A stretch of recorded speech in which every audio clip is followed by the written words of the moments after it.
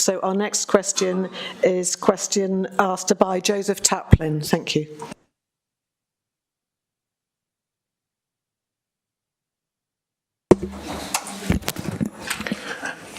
Good afternoon. Thank you for the opportunity, and apologies to our friends in the back there that I have been asked to take this moment.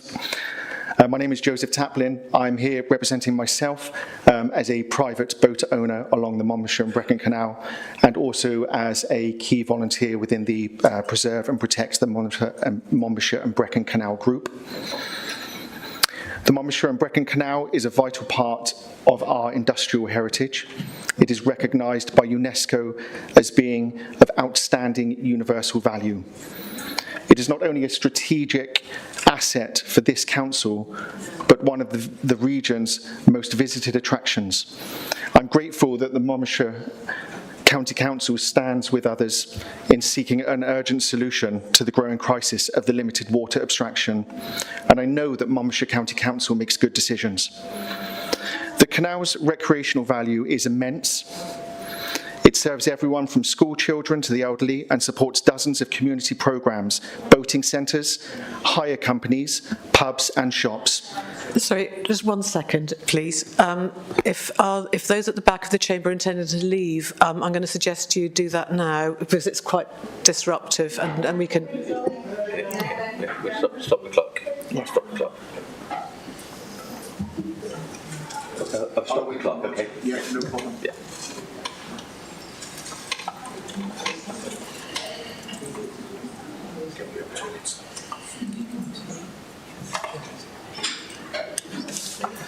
Just put a hand down. Their audience is listening.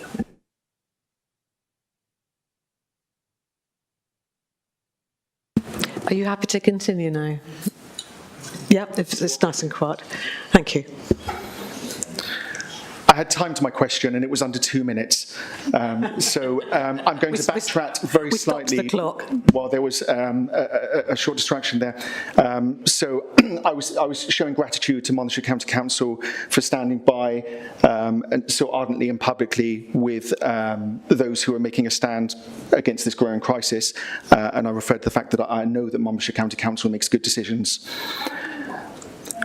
The canal's recreational value is immense. It serves everybody from school children to the elderly and supports dozens of community programmes, boating centres, hire companies, pubs and shops. And these businesses rely on the canal's draw to support local well-being and economic activity.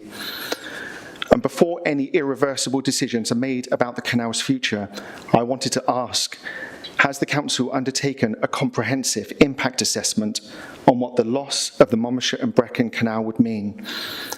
I'm referencing the three key criteria of environmental, social and economical impacts.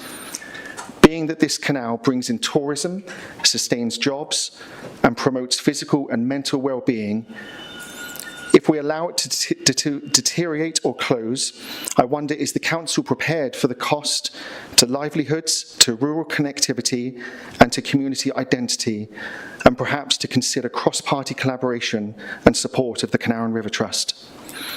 And if such an assessment hasn't yet been done, when will the council commit to commissioning one?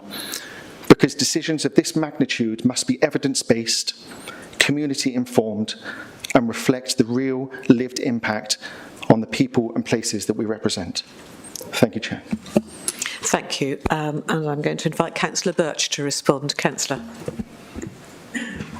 Thank you, Mr. Taplin, for your question and for your passionate words about the canal. I think we all love the Mon Brec, and I can well understand what you're feeling as a former boat owner myself. And I know everybody here feels the same about the Mon Brec. If it were to be closed to navigation, it would be a huge loss to our communities. And as you say, environmentally in its habitat value, economically for its tourism value, and socially in terms of the pleasure it gives as a part of the World Heritage Site. However, the council doesn't own the canal, and nor do we have significant influence over the decisions which will be taken by the Canal and River Trust, by Dŵr Cymru and Natural Resources Wales. If the canal were to be closed to navigation, there would be very little, realistically, that Monmouthshire Council could do to mitigate the impacts. And we undertake an impact assessment where there is a decision for the council to make, to ensure that we make an informed and considered decision. And in this case, there isn't a decision for the council to make. It's not our canal, and it's unfortunately not our water. There are decisions for the Canal and River Trust and Dŵr Cymru and Natural Resources Wales to make, and the only thing that we can do, standing with yourselves and with our partner local authorities, is to try and influence those decisions on behalf of our residents. And I hope you will see today that our council is united in trying to do that. You've got all of 30 seconds if you wish to answer a further question. I appreciate the response and the honesty. Thank you. I accept that. And I too agree that I am hopeful for a unanimous vote for Chancellor Jan Butler's motion today. Thank you.